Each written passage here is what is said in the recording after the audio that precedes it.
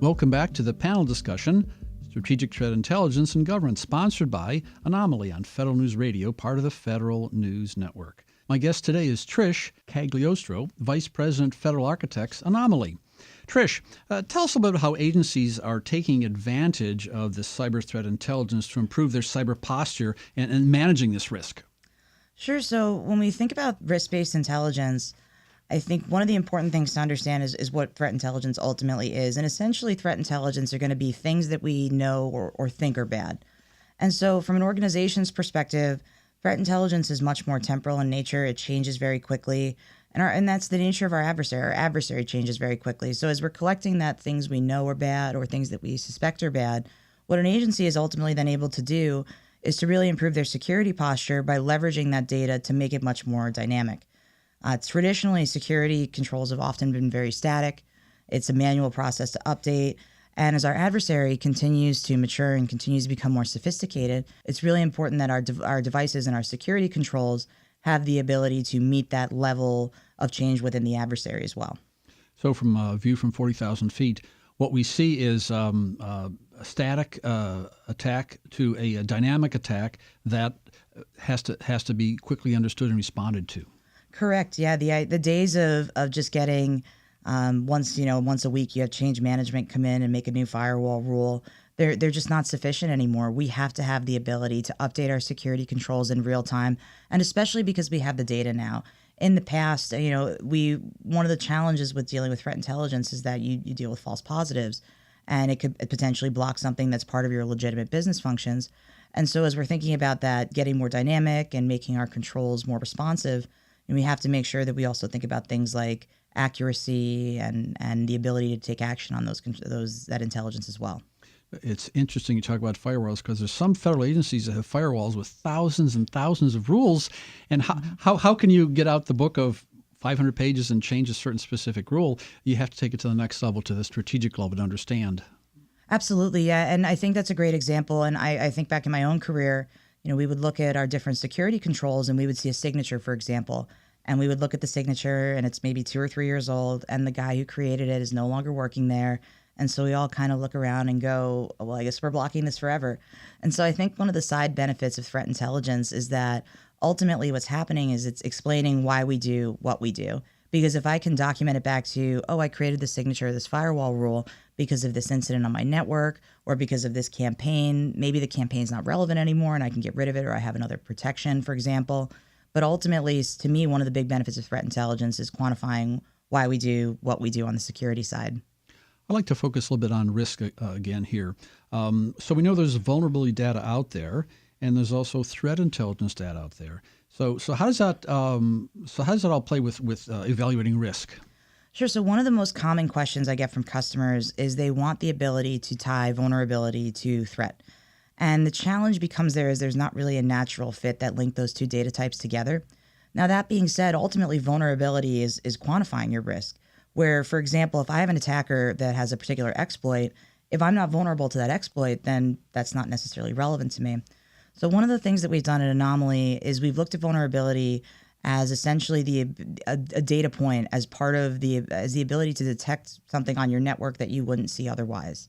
And a good example and a good way to think about this, what a SIM, for example, will allow you to do is to say, I've been scanned by this particular IP address. Now, when you're talking about a large federal agency, they've been scanned 4 million times a day by 4 million different IP addresses, so that's not helpful to them. However, if I also told you that scan occurred of a director level asset that has a series of vulnerabilities on it, so we have an inherently risky asset, and also I had a series of threat detections on that becomes something that is a priority for me. And so when I think about that approach, what I really like is we're using vulnerability as a data point to essentially help me identify something that I wouldn't be able to see on my network or I would traditionally dismiss as a false positive or noise. We've seen some reports out of the federal government talking about protecting high-value assets. Mm-hmm. I think they're finally coming to the point where they're looking and say, how do we even identify them and move from there? Absolutely. So one of our biggest use cases on the federal side is exactly that scenario where in a perfect world, we would monitor all assets equally and we would have no issues, but that's not realistic. And so when you identify those high value assets, I have to think about detections a little bit differently than I had in the past. I might, so for example, if I have a high value asset that I know has a vulnerability that I know an attacker is targeting, then it's going to prioritize for me patching that system, right? But if it's not a high value asset, then it's probably going to be of a lower priority to patch it. So from a high value asset perspective, I think that there's additional layers of detection and additional advanced analysis that we as industry have to enable the government to be able to provide. Otherwise, just knowing it's a high value asset is kind of that first base level step. We need to take it further by enabling advanced detection and prevention on that. So what Anomaly can do is it can help federal leaders operationalize the threat intelligence that it has. Absolutely, yeah. That's a big piece for us is operationalizing not only your threat intelligence data, your vulnerability data, and ultimately combining these two traditionally very broad data sets to ultimately be able to down select and produce high-level risk-based alerts that are critical for any federal agency to be able to see. So what we're doing is we're implementing all this knowledge that we discover and prioritizing it. And so the priority would be the high-value assets that protect first. Absolutely. Those are going to be the first level of what we need to look at.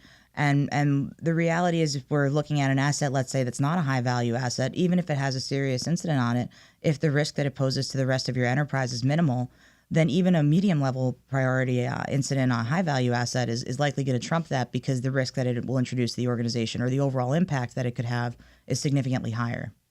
Tell me a little bit about DHSs and their automated indicator sharing. Is this a concept you're familiar with? Absolutely. So the automated indicator sharing program is really interesting because it's essentially driving us towards facilitating collaboration between the public and private sector. I know one of the challenges that industries face when you're dealing with the public sector is that they often feel like data will go in, but nothing comes back out. And the AIS program seeks to solve that problem. And so ultimately what that allows organizations to do is to automatically share intelligence back to DHS and then receive intelligence that's shared from other organizations. And now the shared intelligence becomes very beneficial from a risk perspective because you know that if other people are seeing this very high confidence, very malicious indicator, and ultimately that's shared to you, that ultimately allows you to improve your own security defenses based on what the community is seeing. And because of the proliferation of attacks, it has to be automated. It can't be done manually at all. Agreed. And I think we're making really big strides towards that automation process. And as we continue to mature as an industry, I think that's where you're seeing us go from an information sharing perspective. That while today the automation occurs in the transmission of the indicator, I think one of the important things is the automation in the generation of that indicator as well. My guest today is Trish Cagliostro, Vice President Federal Solution Architects at Anomaly. I'm your moderator, John Gilroy, on the discussion Strategic Threat Intelligence in Government, sponsored by Anomaly on Federal News Radio, part of the Federal News Network.